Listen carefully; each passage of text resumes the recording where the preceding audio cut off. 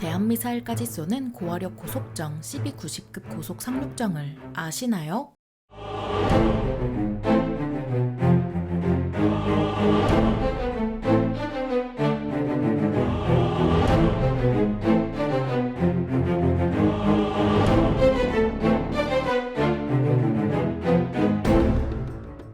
안녕하세요. 지식 스토리입니다. 이번에는 쌍포가 달렸던 고화력 고속정 CB-90급 고속 상륙정에 대해 알아볼 텐데요. 중립을 표방했던 스웨덴의 해안선은 거대한 빙하가 이동하면서 만든 피오르 지형을 가지고 있습니다. 이런 스웨덴은 타국을 무력으로 먼저 침공하지 않지만 반대로 침공받게 되면 충분한 무력으로 방어한다는 무장 중립의 원칙을 가지고 있습니다. 피오르 지형으로 복잡한 해안선을 가진 스웨덴은 북쪽과 서쪽은 나토 회원국인 노르웨이와 국경을 마주하고 있는데요. 하지만 동쪽으로는 러시아 해군의 발트 함대와 마주하고 있어서 냉전 시대부터 특수부대의 침투나 기습적인 상륙작전에 대한 준비가 필요했죠. 그런데 스웨덴의 해안은 구불구불하고 복잡한 해안선과 암초를 가진 탓에 오히려 방어하는 쪽에 불리합니다. 이 같은 스웨덴 해안을 방어하는 임무는 원래 해안포병이 맡고 있었지만 냉전 이후 해병대로 개편되면서 제1해병연대에서 맡게 됐습니다. 스웨덴 해군은 대형 전투함을 보유하고 있지 않아서 잠수함, 초계함, 경비함과 같은 방어적인 전력이 주를 이루고 있는데요. 인구가 적지만 방어해야 하는 해안이 너무 긴 스웨덴은 모든 해안에 방어병력을 배치하기 어렵죠. 그래서 유사시에 해안으로 적이 상륙하면 신속하게 출동해서 대응한다는 작전 계획을 세워놓았습니다. 그렇다고 해도 암초가 많은 스웨덴 해안에서는 고속으로 항해하기가 쉽지 않아서 이러한 조건에 대응할 수 있도록 스웨덴 해군은 고속정을 대규모로 보유하고 있습니다. 일반적으로는 상륙정으로 해병대가 이동하겠지만 스웨덴은 자국의 지형 조건을 고려해 고속정으로 병력을 투입하는데요. 수륙량용이라는 점만 제외하면 미 해병대의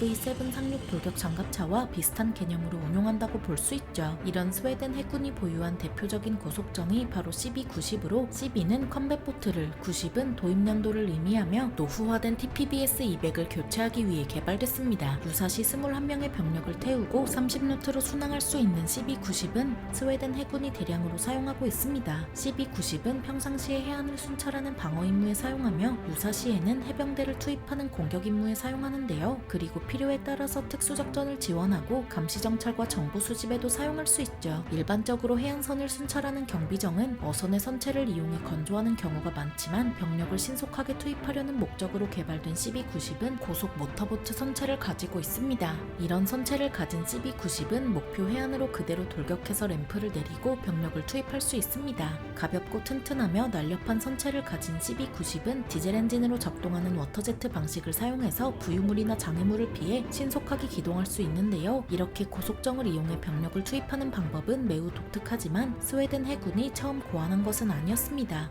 2차 대전 당시 미 해군이 UDT 대원을 투입할 때 필요에 따라 어뢰정을 이용한 게 그 시작이었습니다. 그리고 베트남 전쟁 당시에도 메콩 삼각조 지역을 순찰하는 미 해군은 경비함을 이용해 특수부대를 투입하기도 했는데요. 신속하게 병력을 투입하기 위해 램프를 설치한 CB-90은 매우 독특하고 성능이 뛰어나서 수출 시장에서 인기가 많죠. 현재 스웨덴 해군을 비롯한 노르웨이 해군, 멕시코 해군, 말레이시아 해군, 그리스 해양경찰, 미 해군에서 도입했습니다. 그렇다면 이런 CB-90이 어떤지 재원을 살펴보겠습니다. CB-90은 전장 15.9m에 전폭 3.8m, 흘수선 0.8m이며 만재배 수량은 19톤에 승조원은 3명, 탑승병력은 18명이고 기본 무장은 12.7mm 기관총 3정이며 최대 속도는 50노트에 항속거리는 240해리입니다. CB-90은 여러가지 다양한 조건에서 항해할 수 있도록 가볍고 튼튼한 알루미늄 선체로 건조됐는데요. 만재배 수량이 19톤에 불과한 CB-90은 고속정에 많이 사용되는 선체를 가지고 있으며 선체 내부는 앞에서부터 램프, 통로, 조타실, 선실, 기관실로 구성되어 있죠. 흔들림이 가장 적은 선체 중간에 병력이 탑승하는 선실이 있고 선실에는 외부 상황을 파악할 수 있는 관측창이 있으며 18명의 병력이 탑승합니다. 승조원은 정장, 조타사, 기관사 3명이 탑승하고 탑승 병력은 조타실 아래 일직선으로 설치된 통로를 통해 목표 지점에 상륙합니다. 선실에는 2.8톤의 화물을 실을 수 있으며 통신 장비를 설치해 이동 지휘소로 활용하거나 의료 장비를 설치해 의무 후송 용도로 사용할 수 있는데요. 이런 CB-90은 2대의 사브 스카니아 디젤 엔진이 기관실에 탑재됐는데 소형 고속정이 사용하기엔 높은 성능을 자랑하죠. 디젤 엔진은 워터제트 방식이라 스크루가 없어서 수심이 얕은 해역에서도 고속 기동이 가능하며 선회할 때는 워터제트 분사구의 방향을 움직이고 대자리 회전 또한 가능합니다. 기본적으로 세정의 M2 12.7mm 기관총을 방어용으로 탑재하는데 조타실 뒤쪽에 한정, 조타실 앞쪽 2정을 고정식으로 설치합니다. 기본 무장 이외에 필요에 따라 원격 조종 포탑, 마크 19 유탄 발사기, RBS-17 함대함 미사일 발사기를 탑재할 수 있는데요. RBS-17은 헬파이어를 개조한 미사일로 사거리가 헬파이어와 같은 8km로 짧은 편이지만 고속정은 산산조각 내버릴 수 있는 위력을 자랑하죠. CB-90의 조타실부터 이어지는 갑판에는 기뢰 부설용 레일이 설치되어 있어서 4발의 2.8톤급 기뢰 또는 6발의 폭뢰를 적재할 수 있습니다. CB-90에는 아모스라는 자동화된 120mm 박격포 포탑이 탑재된 적이 있는데 두 문의 120mm 박격포를 나란히 단 아모스는 차량형과 함상형 모두 있습니다.